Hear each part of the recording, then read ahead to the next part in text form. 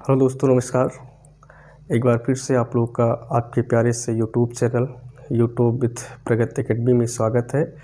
मैं राम सेवक और हम लोग पढ़ रहे हैं भौतिकी कक्षा 12 का। तो आइए हम लोग आज भौतिक विज्ञान कक्षा 12 के चैप्टर नंबर 1 का अगला टॉपिक देखते हैं, जो है एक समान बाह्य विद्युत क्षेत्र में वैद्युत द्विध्रुव पर लगने वाला बलयुग्म का आघूर्ण। ठीक है, तो जैसा कि दोस्तों हम लोग वैद्युत द्विध्रुव के बारे में पढ़ चुके हैं और वैद्युत द्विध्रुव के कारण अलग अलग पोजीशन पर वैद्युत क्षेत्र की तीव्रता क्या होती है, इसके बारे में भी हम लोग पढ़ चुके हैं पिछले टॉपिक में, पिछले वीडियो में आप लोग जाकर देख सकते हैं। आज का टॉपिक ये है कि अगर हम किसी वैद्युत द्विध्रुव को एक समान वैद्युत क्षेत्र में रख दें तो उस पर जो बल आघूर्ण लगेगा उसका मान कितना होगा। यहाँ पर चित्र आप लोग देख सकते हैं। यहाँ पर जो एक दूसरे के समांतर लाइनें खींची गई हैं, ये एक समान वैद्युत क्षेत्र को दर्शाती हैं। हम मान लेते हैं कि एक समान वैद्युत क्षेत्र में अगर हम एक वैद्युत द्विध्रुव को रखें, जो वैद्युत द्विध्रुव जो है तो वैद्युत क्षेत्र की दिशा से अगर थीटा कोण बना रहा, तो यहाँ हम देखेंगे कि यहाँ पर जो है वैद्युत क्षेत्र की दिशा में एक बल लगता है जो कि पॉजिटिव चार्ज है, तो इस पर एक बल क्या लगेगा, वैद्युत क्षेत्र की दिशा में लगेगा। क्योंकि हम जानते हैं अगर किसी वैद्युत क्षेत्र में कोई धनावेश रखा है या कोई भी आवेश रखा है तो वहाँ पर जो वैद्युत क्षेत्र की तीव्रता होती है E=F/Q होता है। तो F का मान कितना हो जाएगा, F=QE हो जाएगा। यानी किसी आवेश पर लगने वाला जो बल होता है वो उस आवेश तथा वैद्युत क्षेत्र की तीव्रता के गुणनफल के बराबर होता है। अगर आवेश धन आवेश तो वैद्युत क्षेत्र की दिशा में उस पर एक बल लगेगा, और अगर आवेश ऋण है तो वैद्युत क्षेत्र के विपरीत दिशा में एक बल लगेगा। तो आइए दोस्तों हम लोग देखते हैं इस टॉपिक को। यहाँ देखिए एक समान वैद्युत क्षेत्र है जो एक दूसरे के समांतर लाइनों से दर्शाई गई हैं।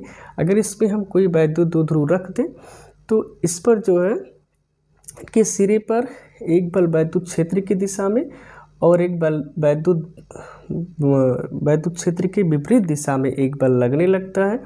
ये दोनों बल क्या करते हैं, इस द्विध्रुव को वैद्युत क्षेत्र की दिशा में संरेखित करने का प्रयत्न करते हैं, और इसी बलयुग्म को हम लोग क्या कहते हैं, प्रत्यानयन बलयुग्म का आघूर्ण कहते हैं। इसी का मान हम लोगों को ज्ञात करना है। तो यहाँ लिखेंगे क्या, हम लिखेंगे माना एक वैद्युत द्विध्रुव है, द्विध्रुव को मान लेते हैं AB। माना एक वैद्युत द्विध्रुव AB है जो एक समान वैद्युत क्षेत्र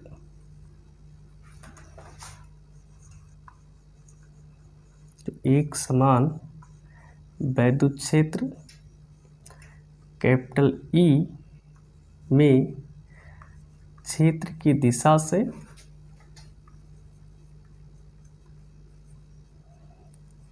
से थीटा कोण बनाते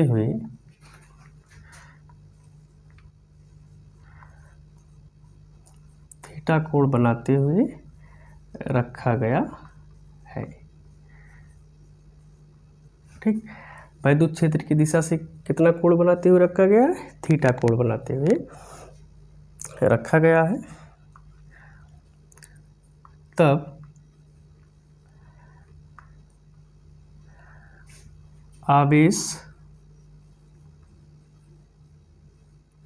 Q तथा -Q पर वैद्युत क्षेत्र द्वारा एक बल F=QE, इसको F1 कह दें, ये बल क्या है F1 मान लेते हैं और इसको F2 मान लेते हैं। F1 बराबर QE क्षेत्र की दिशा में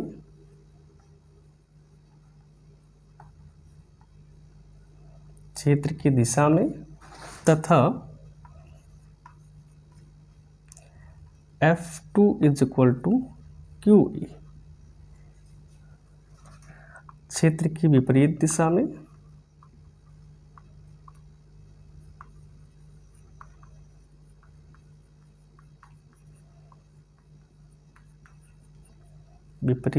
में लगता है, जिसके कारण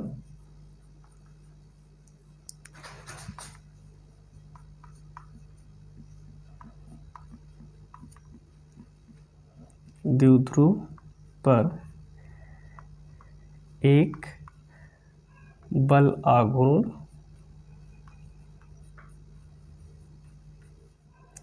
टाउ उत्पन्न हो जाता है।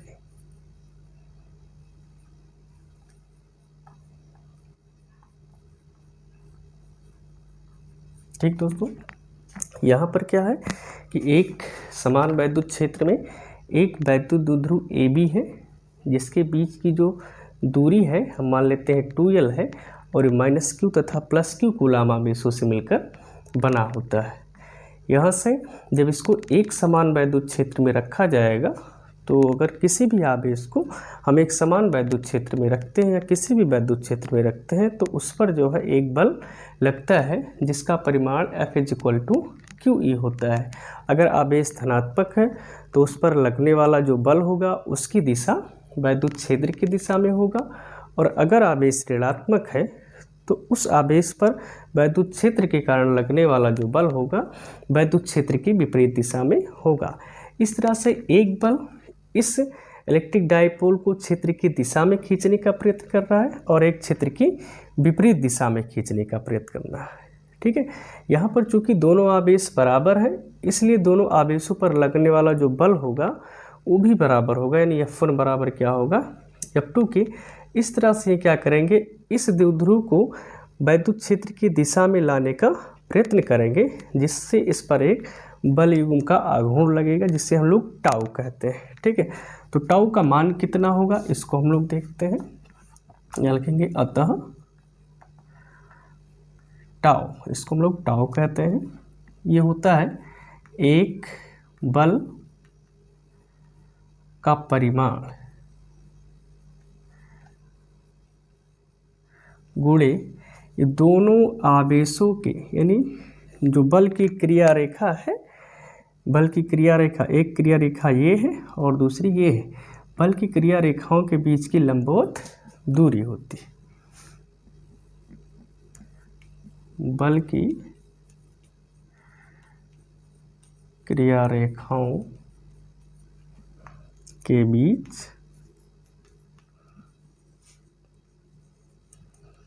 की लंबवत दूरी। अब चूंकि एक बल, क्योंकि दोनों बल का परिमाण बराबर है, तो इसमें से चाहे हम इसको ले लें या फिर इसको ले लें, और बल की क्रिया रेखाओं के बीच की लंबवत दूरी चाहिए। यानी एक बल ये लग रहा है तो इसकी एक क्रिया रेखा ये हो गई, और दूसरा ये बल लग रहा है तो इसकी क्रिया रेखा ये हो गई। इनके बीच की परपेंडिकुलर डिस्टेंस, यानी हमको ये चाहिए लंबवत दूरी। इसको हम लोग कैसे निकालेंगे, जहाँ देखें ये टोटल डिस्टेंस हमको पता है 2L है, और ये कोण कितना है थीटा है। यानी हमको पता है क्या, कर्ण की लंबाई पता है और कोण थीटा का मान पता है, और यहाँ हमको लंब निकालना है। तो हम लोग जानते हैं कि साइन थीटा बराबर होता है लंब बटा कर्ण होता है। तो इसको जो है लंब अगर हम मान लें AB है और कर्ण कितना है 2L, AB बराबर हो जाएगा 2L साइन थीटा हो जाएगा। ठीक, यानी इसको हम मान लेते हैं, अगर x ही मान लें, कोई भी क्वांटिटी मान लें, तो x बराबर 2L साइन थीटा हो जाएगा। इसलिए टाउ इज इक्वल टू एक बल का परिमाण, चाहे इस बल को लिखते हैं या फिर इस बल को, क्योंकि दोनों का मान बराबर है। तो यहाँ से हो जाएगा F is equal to QE, और बल की क्रिया रेखाओं के बीच की लंबवत दूरी जो है 2L साइन थीटा, इसको लिखेंगे हम यहाँ से 2QLE, और यहाँ से इसको लिख सकते हैं हम साइन थीटा लिखेंगे। 2QL का मान होता है P के बराबर, तो यहाँ हो जाएगा PE sine theta, P E sine theta. अगर इसको हम वेक्टर रूप में लिखना चाहें तो वेक्टर रूप में लिख सकते हैं। यहाँ से कहेंगे वेक्टर रूप में, वेक्टर रूप में लिखेंगे तो हो जाएगा tau is equal to P cross E. ठीक, tau is equal to P cross E. ये दो वेक्टरों का क्रॉस प्रोडक्ट लिखा गया है। हम लोग पढ़े हैं कक्षा 11 में कि अगर दो वेक्टर हो तो उनका क्रॉस प्रोडक्ट होता है A cross B is equal to A B sine theta होता है। ठीक है, तो ए बी साइन थीटा यहाँ से लिखा पी ई साइन थीटा, तो इसको पी क्रॉस ई हम लोग लिख सकते हैं। तो यहाँ से जो है किसी वैद्युत द्विध्रुव को जब हम एक समान वैद्युत क्षेत्र में रखेंगे तो उस पर लगने वाला प्रत्यानयन बल युग्म का आघूर्ण जो होगा tau is equal to P E sine theta. या इसको अगर हम वेक्टर फॉर्म में लिखना चाहें तो tau is equal to P cross E. इसके हम लोग स्पेशल केस देखेंगे।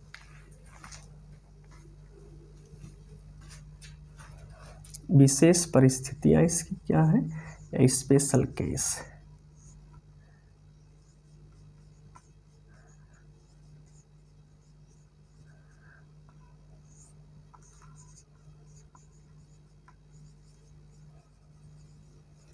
ठीक, पहला है कि अगर हम वैद्युत द्विध्रुव को क्या करें कि वैद्युत क्षेत्र के समांतर ही रखते हैं, यानी ये जो माइनस चार्ज है इसको इस साइड में, प्लस चार्ज इधर, और वैद्युत क्षेत्र की दिशा में ही रखते हैं, यानी थीटा की जो वैल्यू होगी वो 0 हो जाए।